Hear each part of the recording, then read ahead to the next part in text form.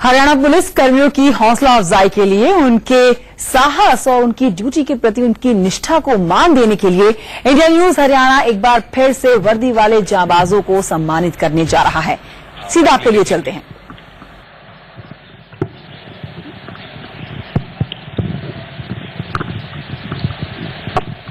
तो जैसे ही गगन ने बात की, श्री ने कि पिछले 10 साल से लगातार इंडिया न्यूज हरियाणा दर्शकों की पहली पसंद बना हुआ है और खास तौर पे आज जो शौर्य सम्मान रखा गया है और आज एक मंच सजा है उसके लिए, जहां पे खेलों के ऊपर हम बातचीत करेंगे और स्पोर्ट्स पर्सन हमारे बीच में है और कॉप भी हैं, शौर्य सम्मान उनको भी देना है क्योंकि सबका इंट्रोडक्शन हुआ। पर कहते कि जब नेक काम करते हैं तो भगवान का नाम लेते हैं।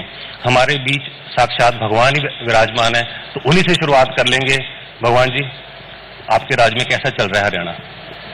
राज तो सर जनता का होता है, हम तो सेवक हैं और सेवा कर रहे हैं और हम ट्राई कर रहे हैं कि जैसे हमारा यूथ ज्यादा से ज्यादा मेडल लेके आ रहा है तो हमें बहुत ज्यादा खुशियां होती हैं और फीलिंग्स आती हैं। जब हम खेलते थे, जब फ्लैग ऊपर जाता है तो आंखों से आंसू आता था और बॉडी के सारे रोए खड़े हो जाते थे।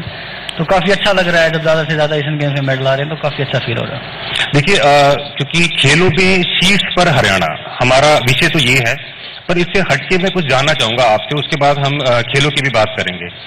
जो एक बात सामने आ रही है कि आजकल आपकी नजरें जो हैं हरियाणा के घरों की वॉशिंग मशीन्स पे लगी हुई हैं, उसके पीछे की सच्चाई क्या है, ये भी सब जानना चाहते हैं।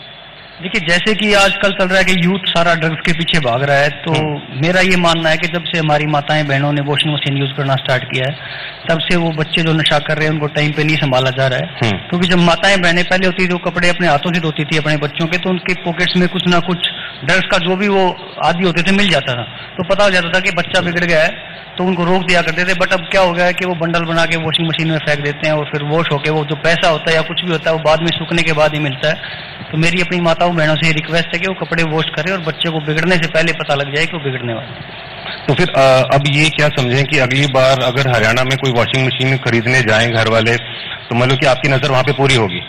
मेरी वॉशिंग मशीन पे भी, और खासकर मैं यूथ को जो भी बच्चा मुझे गलत चलता हुआ दिखाई देता है, मैं अभी CIA टोहाना में काम कर रहा हूँ, तो मैं उसको ड्रग्स के पीछे पड़ा रहता हूँ और मैंने अभी 3 महीने के अंदर 100 से ज्यादा जो ड्रग्स बेचते हैं उनको जेल भेजा है। और मैं ट्राई करता हूँ कि हमारा जो यूथ है वो ड्रग्स फ्री हो, और ड्रग्स फ्री होगा तभी हमारा हिंदुस्तान में नाम रोशन होगा और ज्यादा से ज्यादा मेडल ले पाएंगे। बहुत अच्छी बात आपने की कि ड्रग्स से दूर रखना नौजवानों को। ममता खराब जी हमारे पास है।